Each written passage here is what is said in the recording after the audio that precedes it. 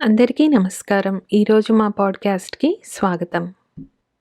ఈ మధ్య మనం నిత్యం వింటున్న మాట కరోనా. కరోనాతో పాటు కరోనా నుంచి కాపాడగల వ్యాక్సిన్‌ల గురించి కూడా ఈ మధ్య చాలా వింటున్నాము. వ్యాక్సిన్‌లు ప్రతి సంవత్సరం 2-3 మిలియన్ల ప్రాణాలని కాపాడుతూ ఉంటాయి. రోగాన్ని జయించి ప్రాణాలని కాపాడాలనే సేవా దృక్పథంతో పాటు వ్యాక్సిన్ తయారీలో ఎంతో డబ్బు, దేశాలు గోప్యంగా చేసుకునే కాంట్రాక్ట్స్ ఇలా ఎన్నో సీక్రెట్ విషయాలు కూడా దాగి ఉన్నాయి. ప్రపంచవ్యాప్తంగా ఉన్న ఫార్మాస్యూటికల్ మార్కెట్ చాలా పెద్దది. ఎంత పెద్దదంటే దాని విలువ $1.3 ట్రిలియన్ అన్నమాట. దానిలో 3% రెవెన్యూలు వ్యాక్సిన్ల ద్వారా వస్తోంది. కానీ ఇప్పుడు ఉన్న కోవిడ్-19 వలన ఈ మార్కెట్ అంతా తారుమారయ్యే పరిస్థితి. అంటే వ్యాక్సిన్ల మార్కెట్ చాలా పెద్దగా ఎదగచ్చు. ప్రతి సంవత్సరం కొన్ని వెస్ట్రన్ కంట్రీస్‌లో ఫ్లూ షాట్స్ వేస్తూ ఉంటారు. అలాగే ఇప్పుడు కోవిడ్-19 కూడా ఒక పాండమిక్ స్థాయి నుంచి ఎపిడమిక్ స్థాయికి దిగి మనం కూడా ప్రతి సంవత్సరం కోవిడ్-19 వ్యాక్సిన్స్ తీసుకోవలసి రావచ్చు అని కొంతమంది అనలిస్ట్స్ అభిప్రాయపడుతున్నారు. అదే గనక జరిగితే వ్యాక్సిన్స్ వలన వచ్చే ఆర్థిక లాభం ఫార్మాస్యూటికల్ ఇండస్ట్రీకి చాలా ఎక్కువ. వ్యాక్సిన్ మార్కెట్లో 90% రెవెన్యూని కంట్రోల్ చేస్తోంది కేవలం 4 పెద్ద కంపెనీలు. అవి గ్లాస్కో స్మిత్క్లైన్, మర్క్, ఫైజర్, సనోఫీ. ఇలాంటి పెద్ద కంపెనీలకి కూడా వ్యాక్సిన్ డెవలప్మెంట్ అనేది ఒక పెద్ద పని. దానిలో ఎంతో శ్రమ, డబ్బు ఇన్వాల్వ్ అయి ఉన్నాయి. అంత డబ్బు, సమయం వెచ్చించి కూడా వ్యాక్సిన్ డెవలప్మెంట్ కంపెనీలకి అంత పెద్ద లాభసాటి కాదనే చెప్పాలి. ఉదాహరణకి 2003లో సార్స్ ఎపిడమిక్ స్టార్ట్ అయింది. కానీ వ్యాక్సిన్ తయారయ్యి బయటికి వచ్చే లోపే ఎపిడమిక్ కాస్త అంతమైపోయింది. దానితో ఇన్వెస్టర్లకి ఎంతో నష్టం కూడా వచ్చింది. ఈబోలా వ్యాక్సిన్ కూడా ఎక్కువగా తయారు చేయాల్సిన అవసరం రాలేదు. ఎందుకంటే ఆ వైరస్ని చాలా ఈజీగా స్ప్రెడ్ అవ్వకుండా ఆపగలిగారు గవర్నమెంట్ వాళ్ళు. కోవిడ్-19 వ్యాక్సిన్లు ప్రతి సంవత్సరం వేయించుకోవలసిన అవసరం వస్తే కేవలం ఆ వ్యాక్సిన్ల ద్వారానే $10 బిలియన్ల ప్రతి సంవత్సరం రెవెన్యూ జనరేట్ అవుతుంది అని అభిప్రాయపడుతున్నారు ఫార్మాస్యూటికల్ ఇండస్ట్రీ యొక్క అనలిస్ట్స్. ఒక వ్యాక్సిన్ తయారు చేయాలంటే కొన్ని మిలియన్ల డాలర్ల నుంచి కొన్ని బిలియన్ల డాలర్ల వరకు ఖర్చవుతుంది. ఎన్నోసార్లు పబ్లిక్ ఫండింగ్ అసలు ఉండదు. కంపెనీలు వారు ప్రైవేట్ ఇన్వెస్టర్స్ని తెచ్చుకొని వ్యాక్సిన్ రీసెర్చ్ చేస్తూ ఉంటారు. ఒకసారి వ్యాక్సిన్ తయారయ్యాక దాన్ని వివిధ ఫార్మాస్యూటికల్ కంపెనీలు అమ్మడానికి ట్రై చేస్తూ ఉంటారు. అంటే పెద్ద ఫార్మా కంపెనీలన్నీ సెల్లర్స్ అన్నమాట. వ్యాక్సిన్లు కొనుక్కునేవారు పెద్ద పెద్ద దేశాలు, చిన్న చిన్న దేశాలు, అలాగే గ్యావి అనే ఒక ఆర్గనైజేషన్, యూనిసెఫ్ వారు, పాన్ అమెరికా హెల్త్ ఆర్గనైజేషన్ వారు.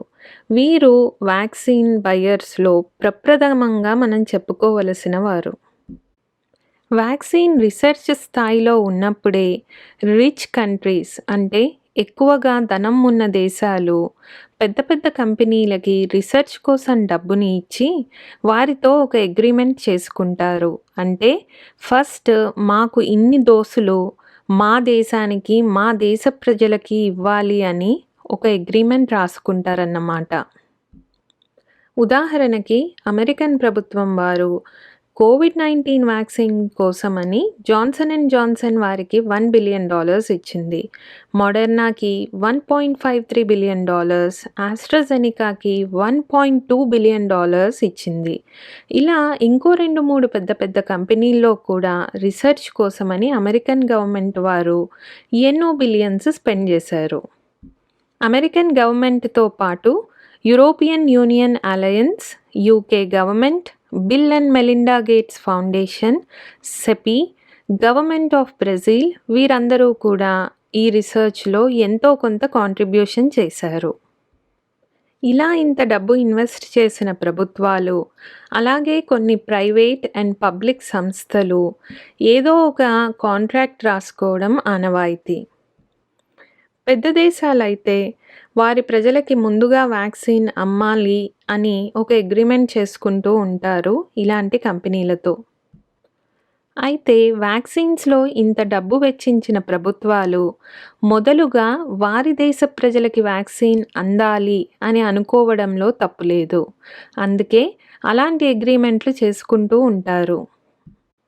మరి చిన్న దేశాల సంగతి ఏమిటి? ఎక్కువ జనాభా ఉన్నవారి సంగతి ఏంటి? అందుకోసమే global alliance for vaccines and immunisation అనే ఒక ఆర్గనైజేషన్ స్టార్ట్ అయింది. దీన్నే గ్యావి అని పిలుస్తూ ఉంటారు. 2000లో స్థాపించబడిన ఈ గ్యావి WHO, యునిసెఫ్, వరల్డ్ బ్యాంక్ లాంటి పెద్ద ఇంటర్నేషనల్ ఆర్గనైజేషన్స్ ఆధ్వర్యంలో పబ్లిక్ అండ్ ప్రైవేట్ ఫండింగ్ని అందుకుంటూ గ్లోబల్గా ఈక్విటబుల్ వ్యాక్సిన్ ప్రోగ్రామ్ని నడుపుతూ ఉంటారు. గ్యావి వారు చేపట్టిన ఎన్నో ప్రోగ్రామ్స్ వలన లో ఇన్కమ్ కంట్రీస్లో చాలా ఈజీగా తక్కువ ధరకి వ్యాక్సిన్లు లభ్యంలో ఉన్నాయి. ప్రాణాంతకమైన రోగాల నుంచి పువర్ కంట్రీస్లో పిల్లల్ని కాపాడడం గ్యావి వారి యొక్క ముఖ్య ఉద్దేశం. ఇలాంటిదే ఇంకో సంస్థ సెపి అంటే coalition for epidemic preparedness innovations. కోవిడ్-19 పాండమిక్లో గ్యావి, సెపి, WHO, యునిసెఫ్ ఇంకా ఇతర ఆర్గనైజేషన్స్ అన్నీ కలిసి కోవాక్స్ అనే ప్రోగ్రామ్ని స్టార్ట్ చేశారు. ఆర్థిక వ్యత్యాసాలన్నింటినీ చెరిపేస్తూ చిన్న పెద్ద అనే తారతమ్యం లేకుండా అన్ని దేశాలలోనూ కోవిడ్-19 వ్యాక్సిన్ని అందచేయడమే కోవాక్స్ యొక్క ముఖ్య లక్ష్యం.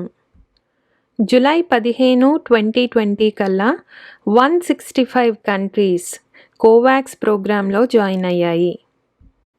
అయితే కేవలం చారిటీకో సేవా దృక్పథంతోటో మ్యానుఫ్యాక్చరర్లు చిన్న కంట్రీస్లో తక్కువ ధరకి వ్యాక్సిన్లు అమ్మేస్తే మరి వారు ప్రాఫిట్ చేసుకునేది ఎలా? అందుకే మ్యానుఫ్యాక్చరర్స్ పెద్ద కంట్రీస్ అంటే రిచ్ కంట్రీస్లో ఒక ప్రైస్కి, మిడిల్ ఇన్కమ్ గ్రూప్ కంట్రీస్కి ఒక ప్రైస్కి, పువర్ కంట్రీస్కి ఒక ప్రైస్కి అమ్ముతూ ఉంటాయి వారి వ్యాక్సిన్లని. రీసెర్చ్ అండ్ డెవలప్మెంట్ తమ కంట్రీస్లో చేసుకుని మ్యానుఫ్యాక్చరింగ్కి మాత్రం ఇండియా లాంటి దేశాలకి వస్తూ ఉంటారు ఫార్మస్యూటికల్ కంపెనీ వారు.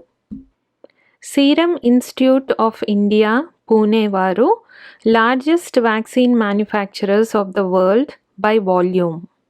వీరు ప్రతి సంవత్సరం దాదాపు 1.5 బిలియన్ వ్యాక్సిన్ డోసెస్ని మ్యానుఫ్యాక్చర్ చేస్తూ ఉంటారు. ఈ వ్యాక్సిన్స్ 170 కంట్రీస్లో ఉపయోగించబడుతూ ఉంటాయి. కోవిడ్-19 పాండమిక్లో కూడా ఆస్ట్రాజెనికా, నోవావాక్స్ కంపెనీలతో సీరం ఇన్స్టిట్యూట్ వాళ్ళు కొన్ని కాంట్రాక్ట్స్ చేసుకున్నారు. ఆ కాంట్రాక్ట్స్ ఆధారంగానే కొన్ని వ్యాక్సిన్ డోసెస్ని వేరే కంట్రీస్కి అమ్మాల్సిన అవసరం వచ్చింది. ఎన్నో పెద్ద కంపెనీలు కొన్ని ప్రభుత్వాల నుంచి రీసెర్చ్ అండ్ డెవలప్మెంట్ ముందే డబ్బును తీసేసుకున్నాయి. వారు వ్యాక్సిన్లని అమ్మి ఎంత ప్రాఫిట్ చేసుకుంటున్నారు అన్నది ఈ పెద్ద మ్యానుఫ్యాక్చరర్స్ ఎప్పుడూ బయట పెట్టరు. మోడర్నా వారు కోవిడ్-19 రీసెర్చ్ కోసం $4 బిలియన్ యుఎస్ గవర్నమెంట్ నుంచి తీసుకున్నారు. అలాగే ఫైజర్ వారు ఇనీషియల్గా ఎలాంటి ఫండింగ్ని యాక్సెప్ట్ చేయలేదు యుఎస్ గవర్నమెంట్ నుంచి. కానీ $1.95 బిలియన్ వర్త్ అడ్వాన్స్ పర్చేజ్ అగ్రిమెంట్ని మాత్రం రాసుకున్నారు. కోవిడ్-19 వ్యాక్సిన్ని అమ్మి మోడర్నా వారు అరౌండ్ $18.4 బిలియన్ రెవెన్యూ ఎక్స్పెక్ట్ చేస్తున్నారు. ఇందులో ప్రాఫిట్ మార్జిన్ ఎంత అన్నది ఆ కంపెనీ వారు రివీల్ చేయడానికి ఇష్టపడట్లేదు. అలాగే ఫైజర్ వారు $15 బిలియన్ రెవెన్యూని ఎక్స్పెక్ట్ చేస్తున్నారు 2021లో. ఈ $15 బిలియన్ జర్మన్ కంపెనీ అయిన బయోన్టెక్కి 50-50 పార్ట్నర్షిప్ ఉంది. వారు ఇందులో 20% ప్రాఫిట్ మార్జిన్ని కూడా ఎక్స్పెక్ట్ చేస్తున్నారు. ధనమున్న ప్రభుత్వాలు పెద్ద పెద్ద వ్యాక్సిన్ మ్యానుఫ్యాక్చరింగ్ కంపెనీస్‌లో రీసెర్చ్ అండ్ డెవలప్‌మెంట్ కోసం ఇన్వెస్ట్ చేయడం చాలా కామన్. తయారైన వ్యాక్సిన్స్‌ని అమ్ముకొని కంపెనీ వారు వెచ్చించిన టైమ్ అండ్ ఎఫర్ట్స్‌కి ప్రాఫిట్స్‌ని కూడా అందుకుంటూ ఉంటారు. కోవిడ్-19 లాంటి పాండమిక్‌లో ఖచ్చితంగా ప్రభుత్వాలు వ్యాక్సిన్స్‌లో మరియు థెరపీలో కూడా డబ్బుని వినియోగించి తీరాలి. అలాంటి ఇన్వెస్ట్‌మెంట్స్ వలనే కొత్త టెక్నాలజీస్, కొత్త డ్రగ్స్ అండ్ కొత్త థెరపీస్ డెవలప్ అయ్యే అవకాశం ఉంది. ఫర్ ఎగ్జాంపుల్ కోవిడ్-19లో అమెరికాలో ఎంఆర్ఎన్ఏ టెక్నాలజీ వాడి ఫైజర్ వారు, మోడెర్నా వారు వ్యాక్సిన్స్‌ని డెవలప్ చేశారు. గత 10-15 సంవత్సరాల నుంచి ఎంఆర్ఎన్ఏ టెక్నాలజీ క్యాన్సర్ ట్రీట్మెంట్‌లో వాడుతూ ఉండేవారు. ఆ టెక్నాలజీని వ్యాక్సిన్ డెవలప్‌మెంట్‌కి కూడా వాడొచ్చు అని ఈ కోవిడ్-19 పాండమిక్‌లో ప్రూవ్ అయింది. అలా ఎంఆర్ఎన్ఏ టెక్నాలజీ వలన డెవలప్ అయిన ఫైజర్ అండ్ మోడెర్నా వ్యాక్సిన్స్ ఇప్పుడు యూఎస్‌లోనే కాదు, ఇతర దేశాల్లో కూడా అతి తొందరలో లభ్యంలోకి రాబోతున్నాయి. రానున్న కాలంలో ఇలాంటి కొత్త టెక్నాలజీస్ వలన, కొత్త థెరపీస్ వలన ఎన్నో ప్రాణాలు కాపాడగలగాలని కోరుకుంటూ ఈ రోజుకి మీ అందరి నుంచి సెలవు తీసుకుంటున్నాము. మళ్ళీ ఇంకో మంచి పాడ్‌కాస్ట్‌తో మీ ముందుకొస్తాము. అప్పటి వరకు స్టే సేఫ్. Thank you.